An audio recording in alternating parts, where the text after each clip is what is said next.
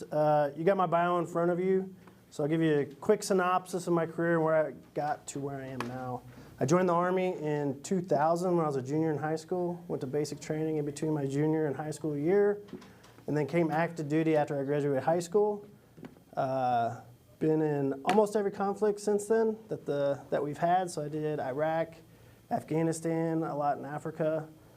Throughout my time in the Army, I did 10 years conventional time where I was doing infantry, combat arms type tactics, and then transferred to special operations for about 10 years towards the end of my career in the Army. I was deployed in Eastern Europe when I was selected for the Space Force. Called my wife when I was planning retirement and everything when I was getting home, and told her, let's continue serving. I'm not done. I might be done beating my body up in the Army, but let me get after it in the Space Force and see what I can do there. So came back from that deployment and transferred right away into a senior enlisted leader role in the Space Force under the 16th Electromagnetic Warfare Squadron. And then shortly thereafter, made Chief Master Sergeant and transferred to a Delta. For those that are Army, that's about a brigade equivalent for leadership and authority when you're looking at it that way. For Air Force, it's not the same as a wing or group, but the same authorities as a wing, but kind of formed as a group, from my understanding of that. Never served in the Air Force, but that's what I've been told. But it's its own thing. I hear constantly from the general officers they've never been a Delta commander because they weren't in the time when the Space Force stood up. Most of them transferred over from the Air Force. I've currently been in the Space Force since May 17th of 2022. It was a complete separation from the Army and transfer into the Department of the Air Force under the Space Force. Was my process for the transfer. Why we have a Space Force. So getting into the core values there on top, you got the mission statement on the left, and then you got the motto on the right. We'll go into what the symbol represents as well for the badge there. So for those of you who don't know, members of the Space Force were called Guardians. So similar to the Army, they're soldiers. Marine Corps, you got Marines or troops. Air Force, you got airmen. We're considered Guardians from all officers and enlisted. The Space Force mission is to secure our nations in, from, and to space. This was written in 2023 to better succinctly articulate the Guardian and the American people the purpose of the Space Force. To understand the Space Force today, we'll start with a very brief rundown of the history, just to illustrate how long the Department of Defense has been involved in the space operations and the role the military space capabilities play in conflict.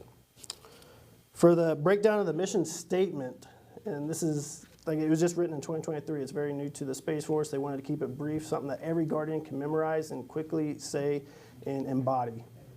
The verb secure has a specific and commonly understood meaning: to gain control over an objective with or without force, and thereby prevent its use or destruction by a hostile entity. Securing our nation's interests means protecting the security and the prosperity the nation derives from space. The extent of America's interest in space are immense. The phrase "in, from, and to space" is direct reference to the core functions of the Space Force. Guardians secure our nation's interests in space, provide capabilities from space, and must ensure we can launch and access our satellites to space. The service's core values, you see on the center top there: character, connection, commitment, and courage. Character is the first value because it lays the foundation for trust, teamwork, and good order and discipline. Connection. Leadership is a human endeavor. If we cannot connect with each other, we can't motivate and we can't inspire. For commitment, we are committed to the pursuit of mastery within ourselves, our profession, and our domain, knowing this is a lifelong journey, not a destination. Courage. Guardians do what needs to be done and say what needs to be said because it is right. We are steadfast and hold to our convictions. For the motto, Semper Supra, always above. which means, or a nod to our domain we operate in and from, and in the physically above the other physical domains, the ultimate high ground. For the symbol that you see right there, we'll go through it pretty quickly, but it's the seal for the United States Space Force. This was approved by the President on the 15th of January in 2020. The dark blue and white combine to represent the vast recesses of our outer space.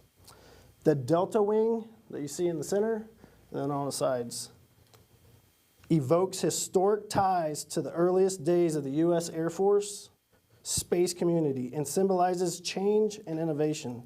It also represents all variations of the space vehicles that support our nation's defense strategy and the national security space strategy.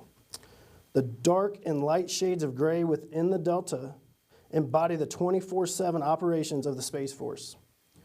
While the placement of the upward orientation of the delta reveals the center role of the Space Force in defending the space domain, the globe represents the terrestrial home of the U.S. Space Force and its support to the joint warfighters.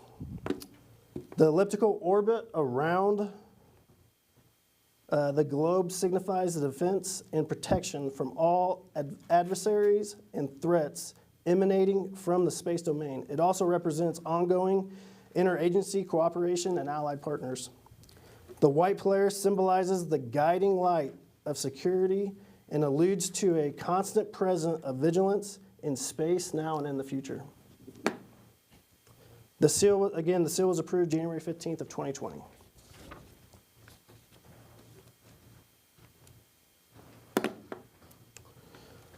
The reason why the evolution into the congested and contested domain is a concern to the U.S. is because America leverages space capabilities across all instruments of national power to include economic, information, diplomacy, and military, also known as DIME. The U.S. harnesses the benefits of space communications, financial networks, public safety, weather monitoring, transportation, scientific exploration, and much more. Morgan Stanley estimates by 2040, it'll be a $1 trillion enterprise for revenue. Right now, we're roughly at $350 billion in space and revenue. The Space Force operates the Global Positioning System, one of the several satellite constellations, as a global utility used by over 1 billion users and always available to everyone, anywhere. Space enables the military to anticipate threats, rapidly respond to crisis, and to effectively project power globally, whether we are in a state of competition or in conflict. Space underpins the U.S. way of life and the U.S. way of war. No longer do space systems simply enable terrestrial forces to fight and win wars. Actions in space will directly contribute to the outcome of future conflicts.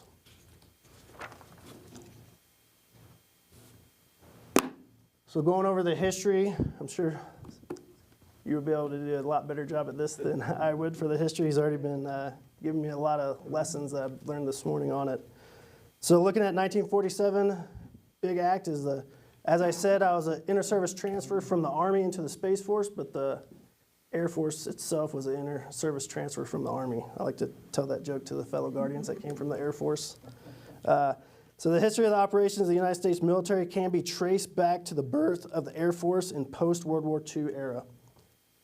The National Security Act of 1947 created the Department of the Air Force, which was established on September 18th of 1947.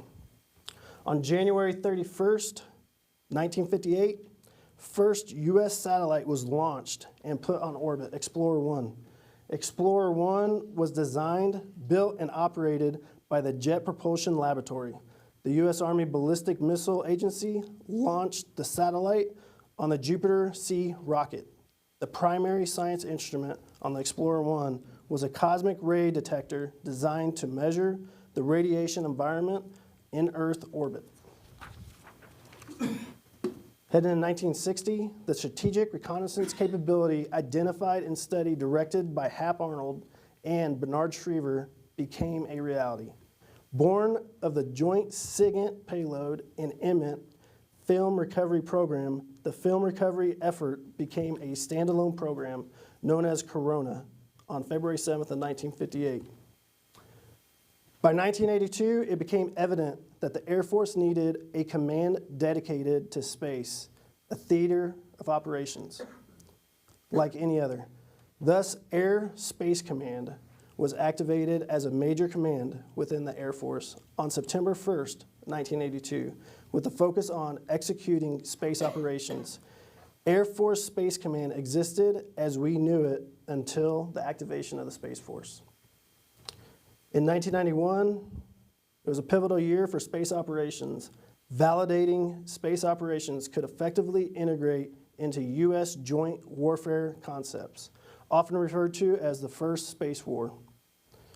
Military space capabilities such as GPS, DSP, which is Defense Support Program, satellite communications, and other capabilities were critical to the rapid, overwhelming success of military operations during Desert Storm. On February 19, 2019, the White House released a Space Policy Directive 4, a proposal to create the United States Space Force under the Department of the Air Force, similar to the Navy, Department of the Navy, where you have the Navy and the Marine Corps. Think of it in that aspect. It's an easy way to comprehend it. It's the same. SPD4 did not create the Space Force. It was the executive branch's proposal to the legislative branch. The Space Force would not be established until the legislative branch wrote it into law and signed by the president. On December 20th, 2019, the law was signed by the president and the Space Force was established. The National Defense Authorization Act is a law that Congress passes annually, which provides appropriations, funding, and authorizations, which are directives to the DoD for any given fiscal year. So this is your official birthday, December 20th, 2019. Correct. That's when the president signed it. Good month, December. Yeah. It's actually my son's birthday. Oh, how about that? Not the year. So looking at the growth of space, everything we had, this is based off 2008 and where we are today with the growth. The space domain continues to become more and more congested for all users that operate in the domain. When I say congested, I'm using the definition, a place so crowded with traffic or people as to hinder freedom of movement. The sheer number of objects, both operational satellites and debris, does not hinder our ability to operate freely. Currently, Guardians around the globe are tasked with tracking, cataloging, and reporting on objects in space, ensuring we can track objects from the size of cars down to as small as approximately 10 centimeters. Ground-based radars, optical systems, satellites tracking other satellites, which flow through processing systems to command and control centers who fuse and pass data. An almost 400% increase is no small number. That increase in objects tracked has effects on the system and the workload levied on them to successfully perform their mission every day. In addition to the space operations of the nation has become commonplace in academia. Many universities have programs for students to collaborate and build spacecraft that are one day launched into space. Finally, corporations, space has become a lucrative business area for many different companies. Everything from satellite radio TV to commercial imagery, systems, and space-based internet with companies like Starlink. The factors are why you see the drastic increases in the numbers of active satellites and worldwide launches, with no thought of slowing down anytime soon. As I mentioned a second ago, Starlink and their concept operations plays a major factor in the growth of congestion. I don't mean to blame SpaceX, just illustrate a new way of thinking and operating satellites that they have driven, a concept that the Space Force is even adopting for proliferated Earth orbit, or PLEO. is a concept of providing uninterrupted global coverage by launching hundreds, if not more, of small and cheap satellites into low Earth orbit instead of launching 3 to 4 large. If you look at this proliferated low Earth orbit, when you're looking at Starlink, you'll see a stream of satellites. If one is taken out, they're still there and they're able to maintain operations. That's how we're looking at to the future operations for SATCOM and stuff like that to enable our forces. If one were to be jammed by adversary forces or taken out, there's still enough satellites up there to continue operations. That's what we're talking about when we're going to proliferated. I'm wondering, when you mentioned a percentage increase, what are those numbers when the satellites in orbit 473% up? How many does that represent? I can go through here and find that data. I don't got it off the top of my head, but it is a lot when you're looking at just from 2008 to where we are now. The objects, of course, are completely different from the satellites. That's active satellites that are working in space. When you're looking at objects, that's debris from collisions, stuff like that, or explosions. When you've seen Russia take down a satellite and they did it with a ballistic missile, all that debris went into the outer space, and now it's congesting that environment to where as things are rotating through that orbit, it's in their way. So you're tracking all that? Yep. Okay,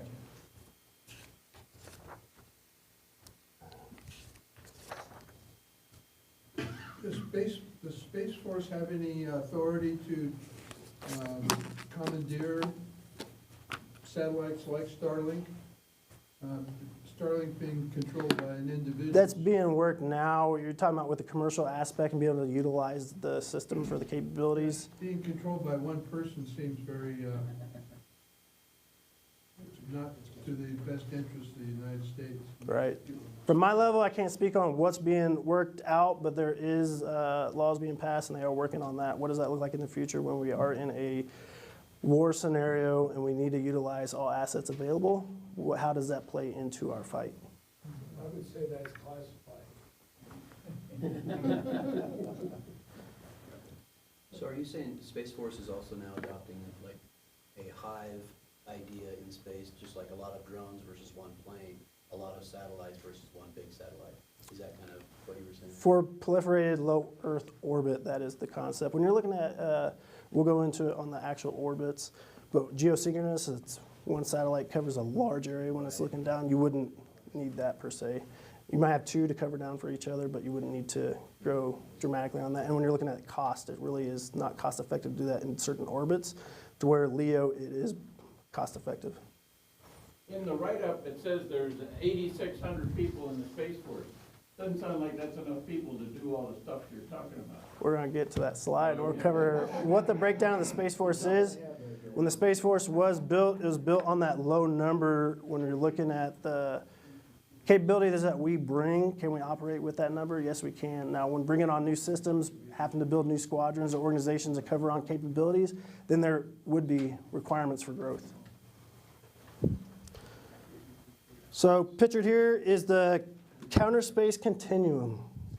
So on the left, you see the reversible side for counter space effects enabled and underpinned by the effective space situational awareness. On the right, you see the most aggressive and irreversible counter space effects possible, ground site attacks and nuclear detonations in space. It is important to note that when we talk counter space threats, we're not just talking about the threats in space, we're talking about multi-domain effects that could be carried out against any element of the ground, link, or space segment. So there's multiple aspects to communicate with the satellite. So by taking out a ground node, you're disrupting that link communication to the satellite. When we say space is now contested, we don't mean a theoretical sense. We have seen and continue to see activities across the spectrum occur by our great power competitors. Here are some of the examples. Electronic warfare. PLA military exercises regularly incorporate jammers against space-based communications, radars, and navigation systems such like GPS. Intelligence suggests the PLA may be developing jammers to target SATCOM over a range of frequencies, including U.S. military-protected extremely high-frequency systems. SpaceX has reported multiple instances of interference against their Starlink constellation when over Ukraine. for cyber attacks. At the onset of the Ukraine war invasion in February 22, Russia launched a cyber attack against a commercial SATCOM provider, targeting Ukrainian military users, but spilling over to tens of thousands of users across Europe. Later that year, a Russian official at the United Nations twice said quasi-civilian commercial satellites used for military purposes may become a legitimate target in retaliation. For directed energy, think lasers.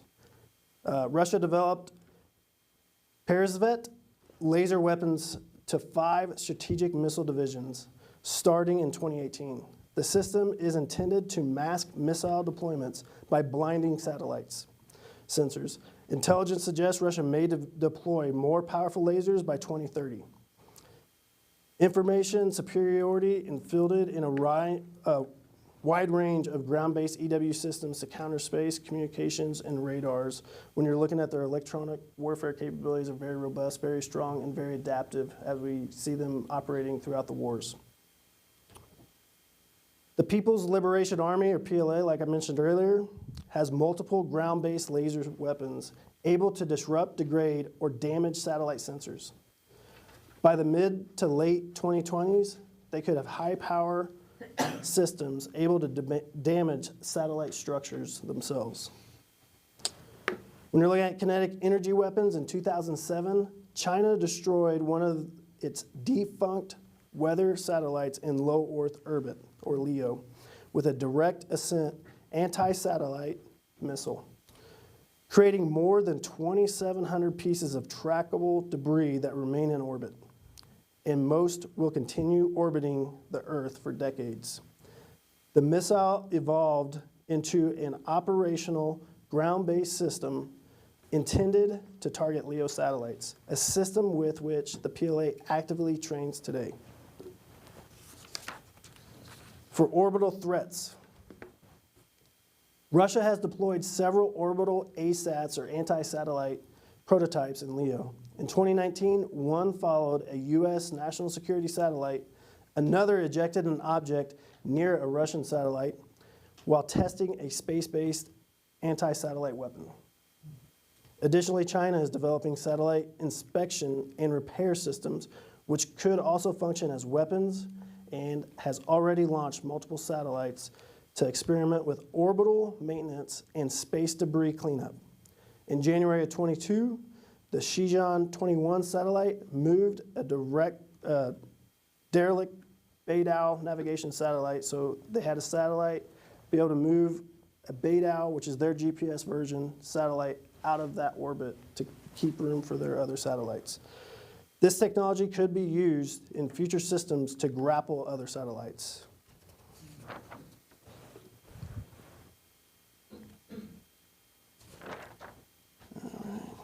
So we're here to avoid operational surprise. This is our space domain awareness. It's just showing an image of using sensors on Earth to be able to monitor, track, locate, characterize space assets. Deny first mover advantage. This goes into kind of my role in the Space Force and other mission areas when you're looking at electromagnetic warfare, being able to control the spectrum when we need to control it and deny adversaries freedom to maneuver in space environments. And responsible counterspace campaigning using reversible effects are what we're driving towards now. So being able to, say, jam a frequency in the electromagnetic spectrum to where its only effect is during the frequency reception of that. And then once the jammer is turned off, there's no effect on the satellite. It's not creating debris, it's not destroying, it's not being so destructive that it could cross a red line. What the space does. So going back into our mission statement, in, from, and to space, the service's core functions codify the fundamental responsibilities and combine related activities into distinct lines of effort. The Space Force's mission is to secure our nation's interest in, from, and to space, alluding to core functions of space superiority, global mission operations, and assured space access. Space superiority, the function of controlling the domain.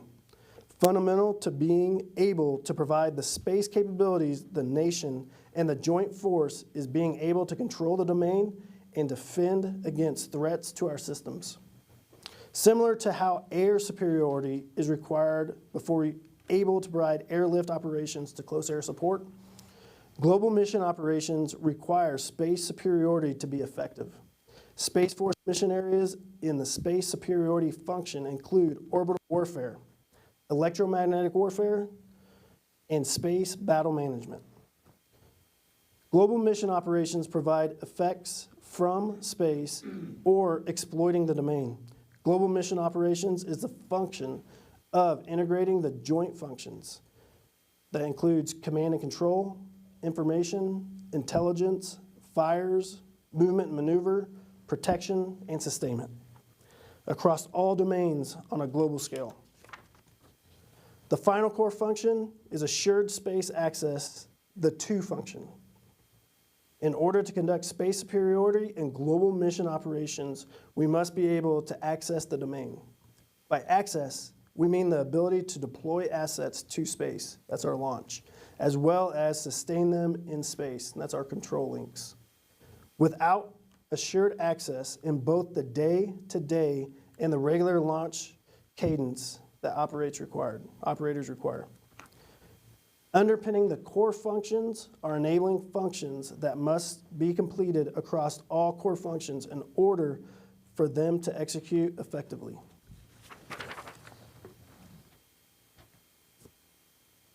Space-powered disciplines.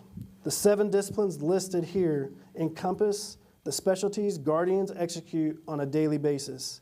Space-powered disciplines bend the missions that the service is required to execute, not just for operations, but for acquisitions, engineering, and development.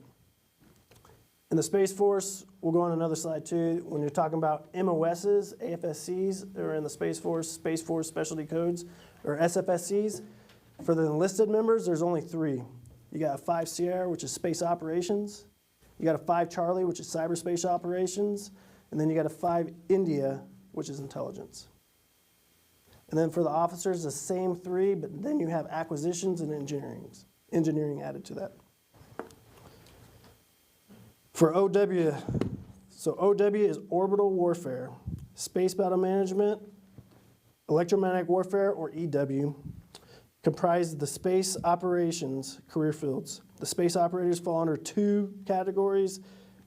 That's when you're looking at the 13 Sierra is the officer space operator, and a 5 Sierra is an enlisted space operator.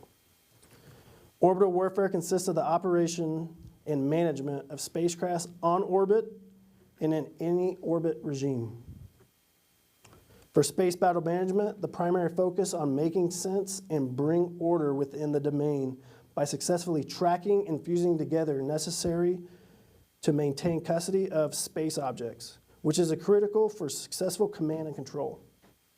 Space battle managers operate ground-based space domain awareness sensors, radars, and optical systems, as well as operate in command and control centers responsible for fusing data and disseminating to tactical units throughout the joint operations. Electromagnetic warfare, that's the Delta that I'm the SEL for. It is, again, EW for, used to be electronic warfare, now the doctrinal term is electromagnetic warfare. Just add a couple letters to it. EW consists of 2 primary specialties, offensive space control and defensive space control. Assigned to Space Delta 3 at Peterson Space Force Base, OSC consists of operating the counter space communication systems and EW platform. DSC consists of monitoring, detecting, and characterizing SATCOM interference on SATCOM links of interest using the Bounty Hunter 2.0 system. Take it as a hint for water. For acquisition and engineering, underpinning space operations is a critical acquisition, engineering, and sustainment efforts. The officer, it's a 62 Echo. Career field consists of developmental engineers. The 63 Alpha officer career field consists of acquisition managers. These career fields are responsible for systems engineering, processes, and manages defense acquisition programs covering every aspect of the acquisition process, including integrating engineering, program control, test and deployment, configuration management, production and manufacturing, quality assurance, and logistics support. Straddling the line between sustainment and operations is launch. You see space access and sustainment listed on the bottom left. A critical element of Space Force and commercial company success is the ability for the Space Force to ensure ready access to space. Military intelligence professionals, or 14 Novembers for the officers, or 5 Indias for the enlisted, provide the range of intelligence, surveillance, and reconnaissance support required to effectively conduct current operations, shaping future operations, design and engineering future systems.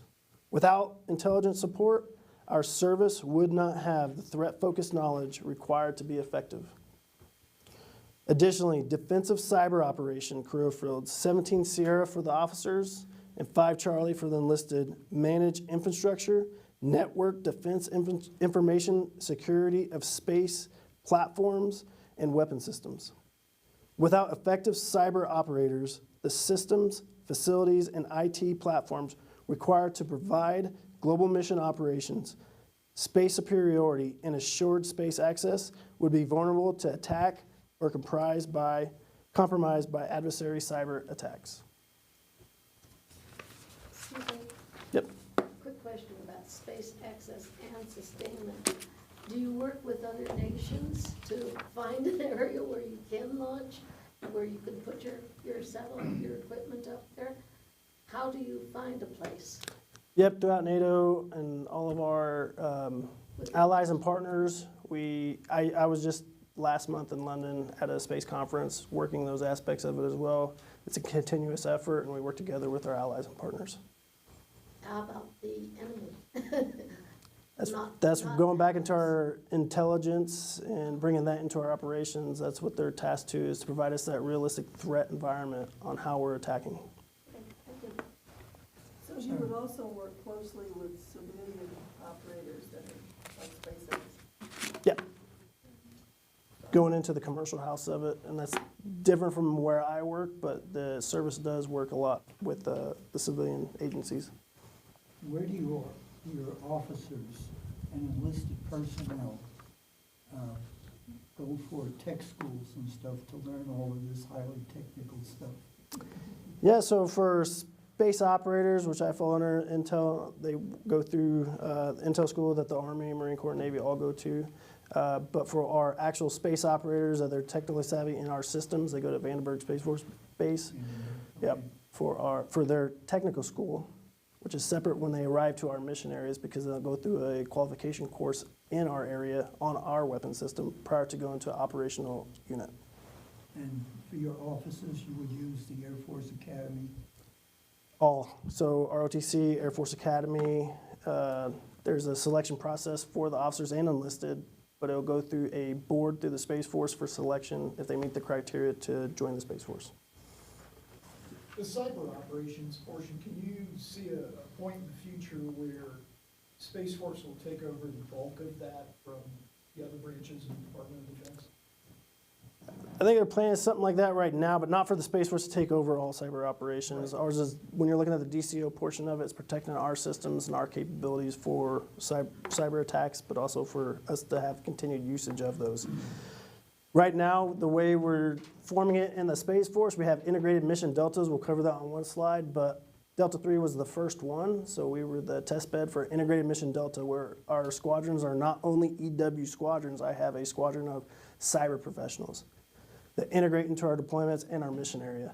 And then I have a squadron of intel. So right now the proposed name is 373 Intelligence Squadron, but there are an organic unit inside of Space Delta 3, bringing in the intel into our mission area. But so we have the intel function inside of our delta, the space operations side of EW, and then the cyber aspect as well, as 3 separate organizations to get after our fight. Any questions on this side? Yes, sir. You talked about China having a satellite that could move satellites, and we read about Russia creating killer satellites. I don't know if that's PSYOPs or what, but where's the superiority? Are we developing those same types of technology? Because we don't hear about anything. If I were to guess, would say, right, we'd have to come up with something to counter that, but I can't go into any further than that. Yeah. Good. Well, without any mission brief, you have to have an org chart. So here's a quick synopsis of the org chart. One key change here is the U.S. Space Force's Europe, Africa, and Central Command will be 1 star. They just nominated the general to take over for Space Force's Europe Command, so that's our service component field commands. And my next assignment in July, I'm moving to Ramstein, Germany, and I'll be the C-cell for Space Force's Europe and Africa. Question. Compared to what service, though? This is a small service. Does your head general sit on the Joint Chiefs? Yeah, and we'll get into that on the line of block chart next, after this one. So this is covering the Space Force in its entirety. So the Chief of Space Operations, or we call the CSO, is the 4-star general who leads the Space Force, answering to the Secretary of the Air Force, just like the Chief of Staff of the Air Force does to the USAF. On the bottom right, so when we're looking at how flat our organization is, when I was a squadron SEL, it was me as an E8 senior master sergeant with a lieutenant colonel 05. The next chain of command, there wasn't a group, it was combined in a delta, so it's a 06, so now Colonel Petrucci. And the next commander above Colonel Petrucci is Lieutenant General Miller. That's the rank structure on how it goes up for the field command. For in Spock, 3-star general, Lieutenant General Miller, and then all the deltas fall under that commander. Then each delta commander has their squadrons and detachments internal to their mission area. When you're looking at the Space Force's field commands, you got Spock, Space Operations Command, you got SSC in LA, headquarters in LA, so Space Systems Command. You got STARCOM, Space Training and Readiness Command. And on the left, the newest organization that you see outlined in red over there is Space Forces Space. And on the next slide, we'll line out how that falls onto Space Command.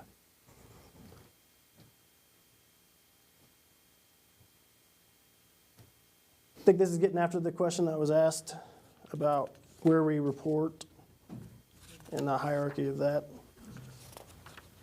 The last slide had a lot. So for the Space Forces, so Space Command is the combatant command for space, the space domain. So it is not the Space Force, it's a joint combatant command.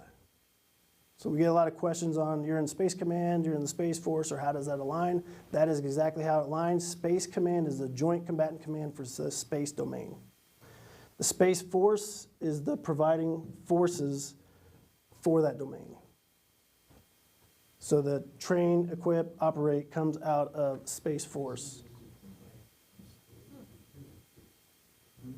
So the Space Force's space, or S4S, so if you look at the line and block chart here, is coming down for our combatant command. And then that goes into our Space Operations Command from there for taskings for that domain.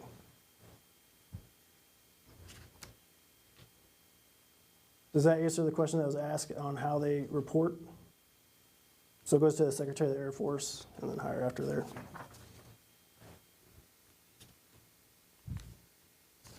And then who are the Guardians? So here's a breakdown like we were talking earlier. So only 29% were not prior Air Force. So when Space Force first stood up, it was stood up with primarily all Air Force personnel that was working inside of Air Force Space Command to stand up the Space Force. And then they started doing inter-service transfers, and that's what program I was involved in. And we came over to fill that 29% role of coverage, and it was a highly selective process. They went through our packets, they went through your background, and they got to choose who they wanted to bring over. And that was for officers and enlisted. No warrant officers came over from any other service. So the Space Force does not have warrant officers. When you look at the breakdown, this might change in the near future, but right now you got 49% being officers, 51% being the enlisted force. The enlisted force are the operators on the weapon system, where you have the officers doing the command and control aspect of that. There's an average age for our officer corps, average age for enlisted. I don't have the exact number on my head. The last time I received a briefing on it, the average enlisted member joining the Space Force is 22. When you look at the Army, you look at the Navy and Marine Corps, the average age of an enlisted member is roughly 18 or 19. Our enlisted members joining the Space Force typically already have a STEM type of degree, and they're pursuing a master's degree. That's the enlisted members that we're bringing into the service, and that we're piquing their interest when joining our service.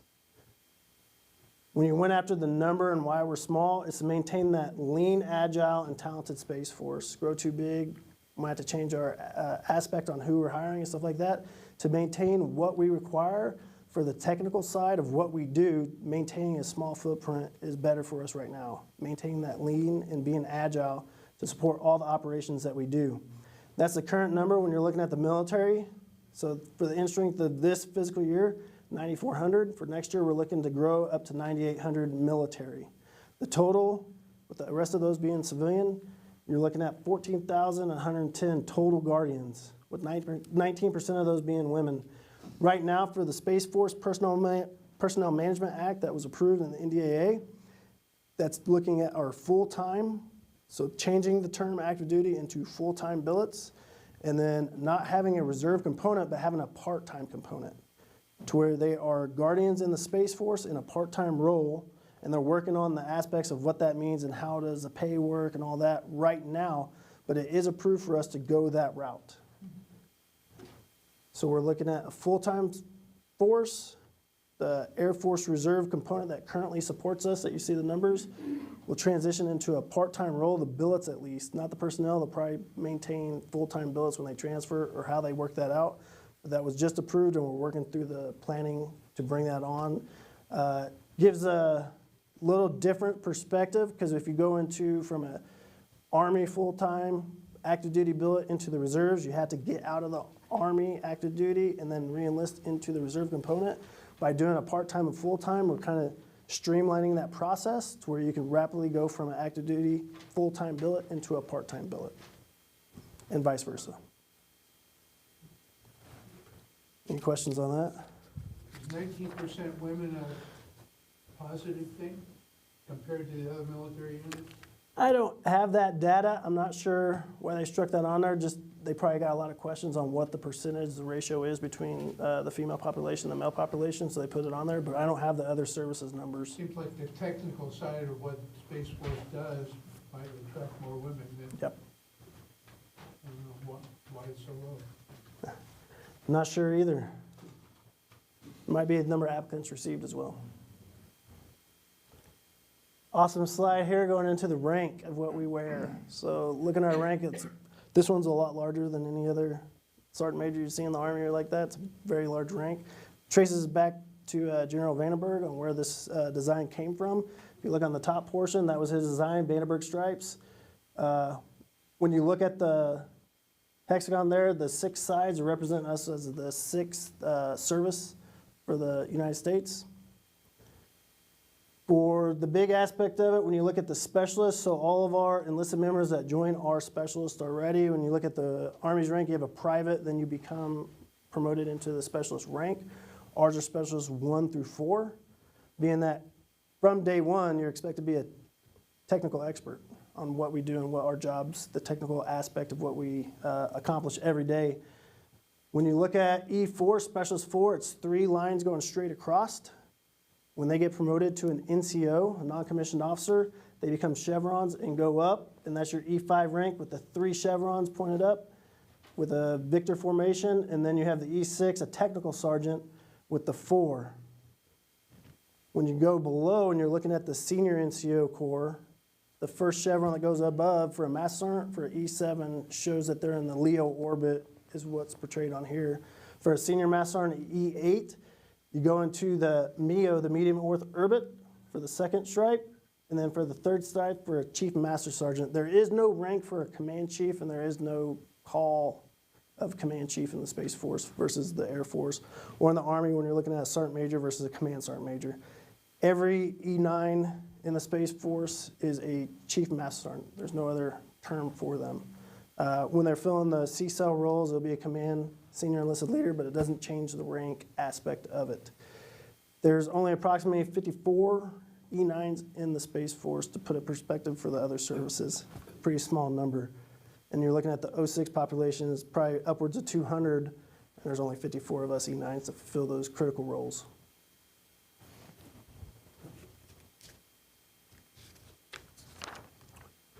Where is the Space Force? It took me a while to figure, going from the Army, where I'm used to Fort Liberty, formerly Fort Bragg, Fort Riley, all those being ingested in me for 21 years, then transferring over, had to figure out what Vandenberg was, what all these places was. But here's the current locations for our Guardians and where they bed down. It doesn't have every single location that a Guardian lives, but these are the major areas in which Guardians live and operate from. Best one getting ready to be Ramstein.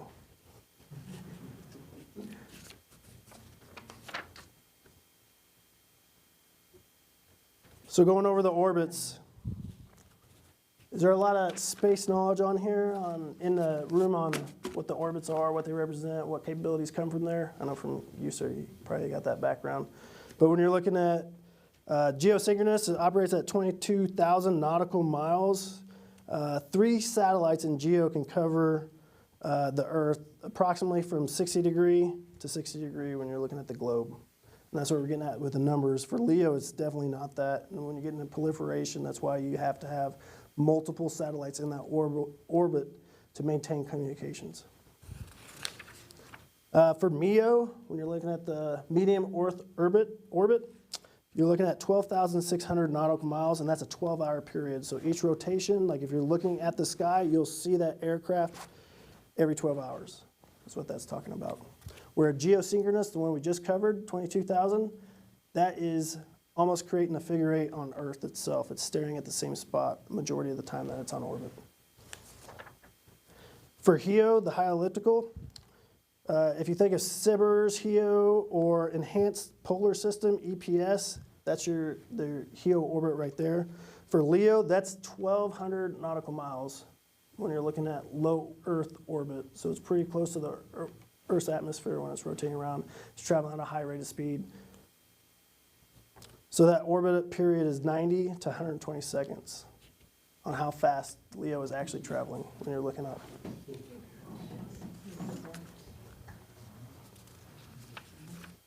Question? The GPS satellites are in geosynchronous Earth orbits, right? No, MEO. Oh, they're in MEO. Yep, 12-hour period when you're looking up for the rotation for those. I have a question on that.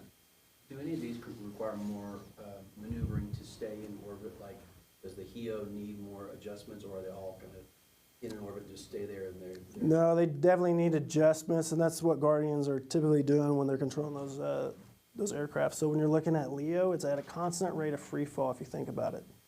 So it's not really hovering or floating, it's at a constant free fall, so it has to be pushed up back to maintain that orbital plane. So when you're looking at fuel, life consumption, good aspect of that is typically when an aircraft in LEO goes out of orbit, it's falling down and it goes into the Earth, and it's not creating all that debris up into the space domain, unless it's hit. Yeah. Any more questions on this?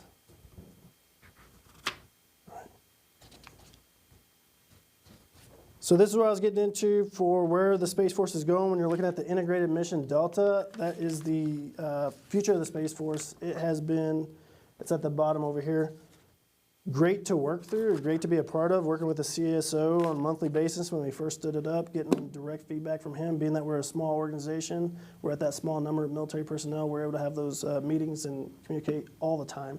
But to get direct feedback, to completely understand what was meant behind the Integrated Mission Delta, and we're the first one of the service to get after this, and there's going to be multiple more after us. Right now there's only 2 of us, so PNT, the GPS Delta that operates those systems, is also a Integrated Mission Delta. and they're residing in LA right now. But us being in Peterson, Space Force Base, close to headquarters of Spock, getting direct feedback from General Miller and the CSO on how to implement this and integrate it into our operations has been vital to our success on our sustainment of our weapon systems. By becoming that integrated Mission Delta system, not only did we get Cyber Guardians and Intel Guardians, we got sustainment, and we own the sustainment for all of our systems. We're part of the development. We're not in charge of development, but we're part of that because every sustainment aspect that we change on our current system will impact what they're developing for future operations, to include the requirements that we're placing on those systems. So the integrated Mission Delta being the first, it has been great getting linked into the sustainment community and development community and understanding where our systems and what we're operating now are looking like 5 years down the road and 10 years down the road. And being part of that has been increasing our capabilities at a rapid rate. Now, are you working with universities and national labs to develop a lot of your equipment? And it seems like that's a logical connection. Yeah, AFRL, every rapid development capabilities that's out there, we're tied into vastly with. And it is our SSC, like we're getting after that point that I made, that is more involved in those than I am as an operational organization, but we do collaborate with them as well as an operator perspective on what they're developing. And this is our line of efforts for the service as well. So when you're looking at field combat ready forces, we just aligned the Space Force to our forces generation model, so SPA4Gen or Space Force Generation Model. That goes into our getting prepared, getting ready, and committing to a fight. So you go to a prepare phase where you are getting your qualification training done, you're getting put into a team, a crew, and you're training on the weapon system. And your ready phase is when you're increasing your exercises support, you're going into your validation to your certification as a crew, and then commit phase is how you're committed to a combatant commander. And we just started that model in the Space Force, and we're getting ready to hit our first iteration of that, which is awesome, and it gives me as like a Delta SEL more control of how we're presenting our forces to the combatant command and making sure that they're ready and prepared for that fight that they're getting ready to enter. For the amplifying the Guardian spirit, you're looking at the Personnel Management Act that I referred to earlier, keeping our Guardians in the service that might not want to fulfill that full-time commitment and being able to retain them into a part-time service is vital to where we need to be in retaining that knowledge and those skills that we just invested into those Guardians. This gives us an opportunity to rapidly put, like I said earlier, into a part-time role, to have them still serve the community as a Guardian and being able to pull them into a full-time role when needed and when that competition might turn into crisis, to be able to have that knowledge readily available in that part-time service. For partner your wing, getting after your point earlier, getting with AFRL, getting with community, getting with the colleges, getting with the civilian market, everything, industry. We're constantly doing that. We're engaging with industry all the time. We're seeing where their capabilities are going in the first. When you're looking at SpaceX, the proliferated LEO, that's what we're looking at now. How can we do that as a service, get that same capability into our joint warfighter hands fast and faster than what we have been able to do with our system acquisition timelines. Going back to your PMA, Chief, the retention, are you finding that part-time is also helping the Space Force with retention? Because a lot of the other branches are having retention issues. Space Force has not. I figured. Yeah, so the Space Force met its retention and recruitment goals, one of the only services to do that. We are maintaining a high selective rate on how we're selecting the individuals coming in, but we can foresee working with industry, there's probably better job opportunities like that. That gives us that role for that part-time role. If they are seeking that type of money aspect of it, of course a service can't provide that, a military service.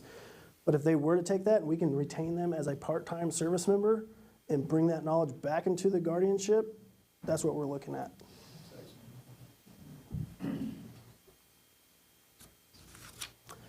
Money aspect of it. So the significant portion of the budget, the growth, was simply transfers from the Air Force or DoD.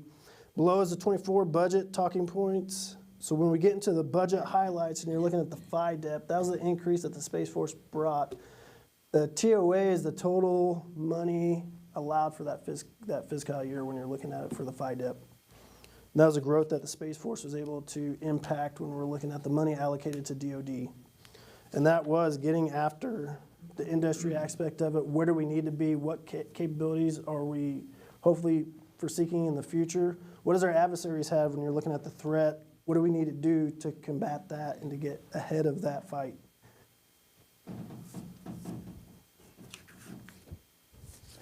I'm not a budgeteer. I'm not a budget person, but that's the talking points I have on that slide right there. But we are a money driver. It is not cheap to operate in space, and there is certain things that are required for us to be able to maintain the rate of growth that we're at now.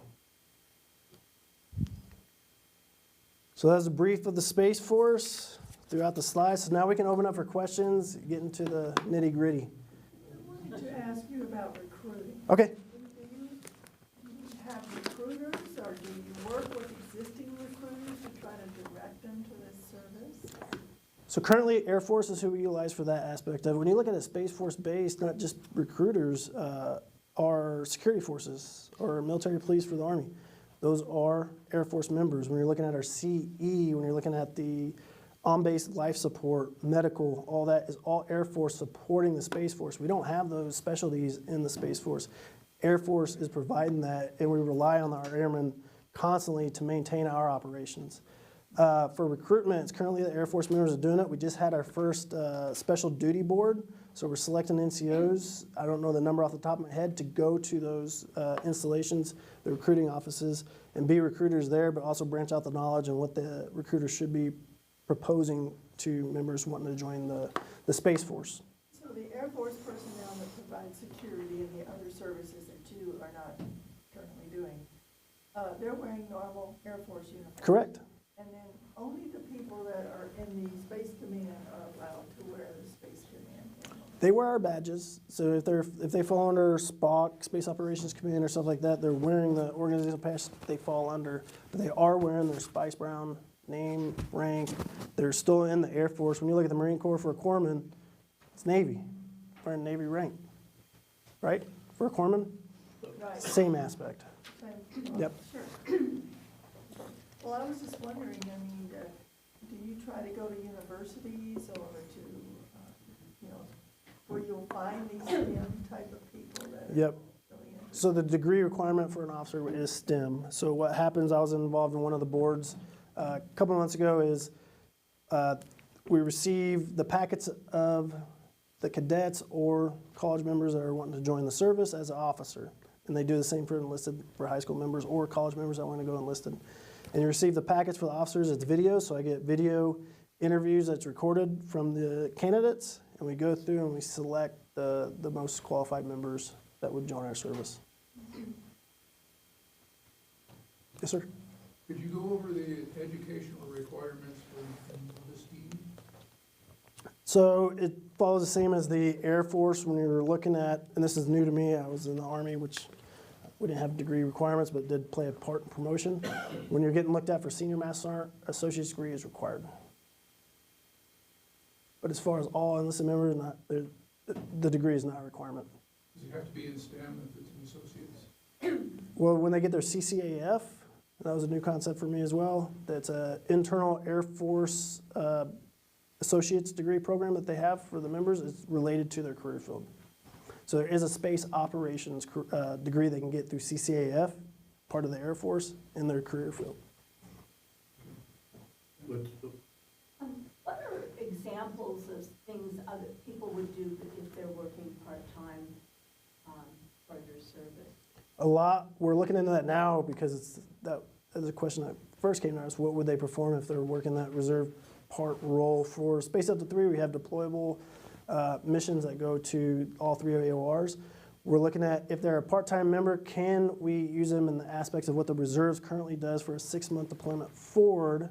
And we think there's possibility of playing that, but we're looking at our trainers. Can they be certified trainers or instructors or evaluators within our squadrons to fill that part-time role? Can they be a resource advisor to the commander? Can they maintain the facilities? What roles? And we're looking into that, and we think there are like resource advisors and stuff like that that a part-time guardian can take on and remain capable in the mission area that they've been selected for. What are the security requirements for your All Guardians must have TS. OPSI? With the people coming into the Space Force, there's still a large percentage of them coming from other branches? It's not a large percent. It's a lot of from home in. So looking at high school graduates and college graduates for the Officer Corps and high school for the enlisted members.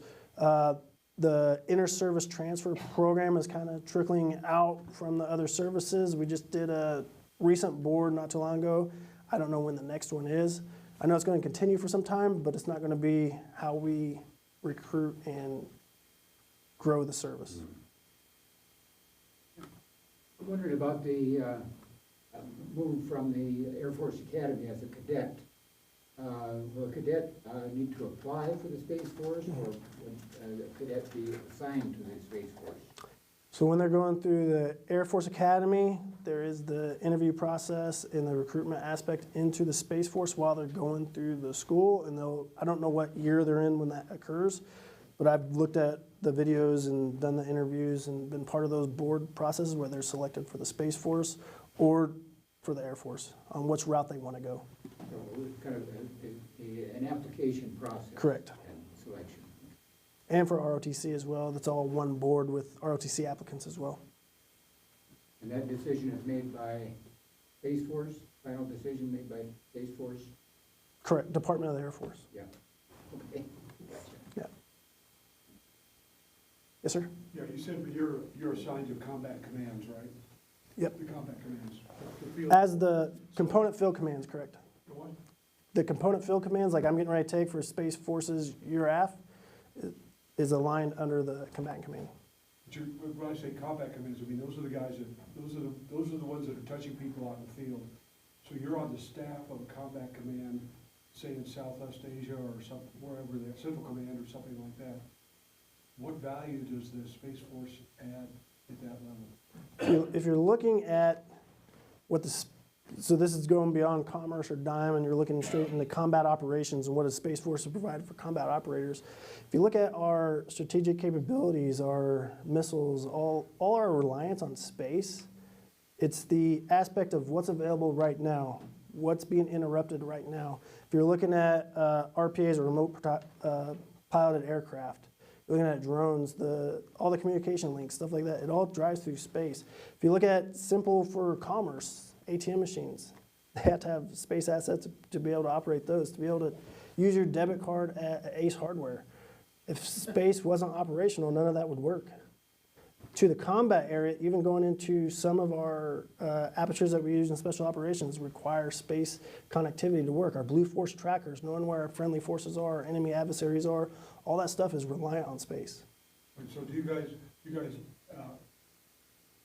would offer the ability to add low Earth orbit devices in there so that those commands could stay in contact? Yeah, not devices themselves, the capability, the linkage, the communication aspect of it, yes. So they're already on station. You just you let them know what it is and how to link to it. And we manage that on how many users can be on that bird at one time, what's the prioritization of the combat forces utilizing that versus the commerce. What if a civilian corporation is using that for economy or whatever that is? We create the priority list for that. So some of these commercial satellites could be dual use then, is what you're saying, with the security. Depending on the law. In your opinion,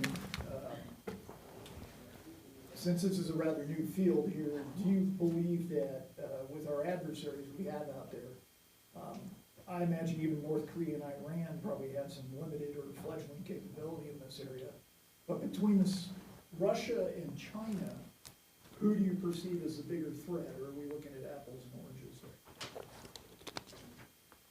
Apples and oranges, but right now they're saying biggest strategic competitor being China. That's what they're looking at as that. But when you look at the war and everything going on right now, those are two biggest adversaries. Yes, sir. Appreciate your time today, by the way. Yeah. You're welcome. When we think about war, we think about shooting guns, blowing up things. I would imagine you guys spend a a lot of your time, electronic warfare, those kinds of things.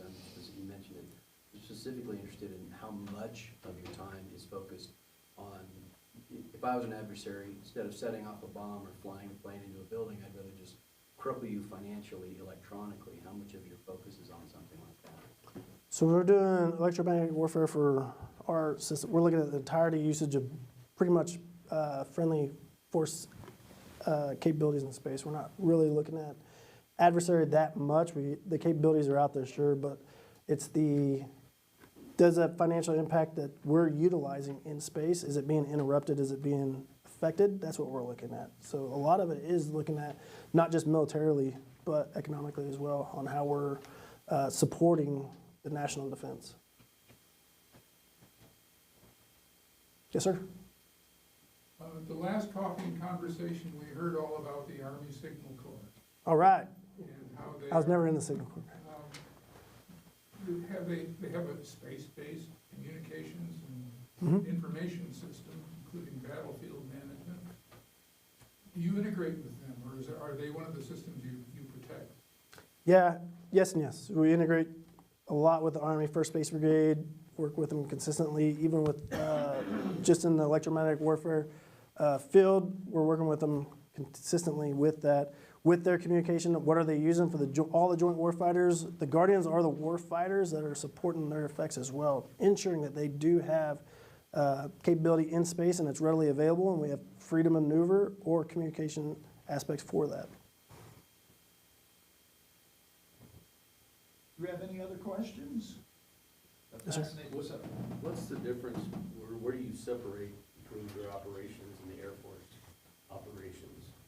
I know you combine, you're part of the Air Force, but when We're part of the Department of the Air Force, right, not the Air Force. okay. Same as if you say a Marine is in the Navy. So, Fight words. right, but you're in Space Force, which is a different part. A branch of the Department of the Air Branch Force. of it, yeah. Yep.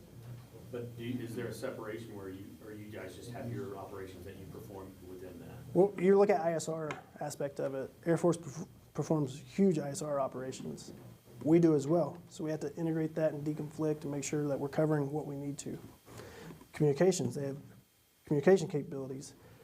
Do we need to utilize ours and take something off priority, or can they cover down on that to include Army and everybody else that has those capabilities? So those happen at the strategic level. Yes, sir? So when you deploy to combatant commands or the operational commands, are you working with people from other services? I mean, the Army didn't import all electronic warfare folks into the Space Force. No, and the Navy, I know, has, capabilities in that area. So do you work jointly with those folks, or? Yeah, when you look at GEMSO, or the Joint Electromagnetic Spectrum Office, that's where a lot of that deconfliction comes from. But there is strategic, operational, and tactical. So for the tactical aspect, when we're receiving our orders, we deconflict with the current ground operations to include what's available in space. And you're looking at the operational focus, and you're looking at JOCs, TOCs, COPS, all those. Those are happening in those areas with the joint warfighters, but also with the coalition. Coalition has capabilities as well that we're continually leveraging, and they're leveraging our capabilities as well. Yes, sir? Is NORAD solely underneath the Space Force now, command? Joint. NORAD is joint, still Air Force? Yep. Joint command. Yeah, not to anything really with the Space Force or what you do, but I'm just wondering, the various services have their own fatigues, they have Yep. their own boots, they have their own jacket designs, et cetera. Is that true for the Space Force? You got your own style and? Yes, it's all being developed right now. I didn't know this, but all the material is required to be made in the United States, manufacturing everything. So we do have our own service dress that just recently has been Nothing showcased. in common with any of the other services even? This one is, like, when I transferred from the Army, I kept the same fatigues here, OCPs, but the blue, the rank's different, the way the patches we wear them. We wear our flag on the left is symbolic for a astronaut or a pilot, when they're in that operational status, they transfer to their left side. Ours is always on our left side because we're constantly maintaining our spacecrafts in orbit. And then for our unit you're in, falls on your right sleeve, so I'm in Space Delta 3. And then my higher command falls on my left side. Unless you're a patch or weapons school graduate, SAS, I don't know what that is, but I know it's a thing.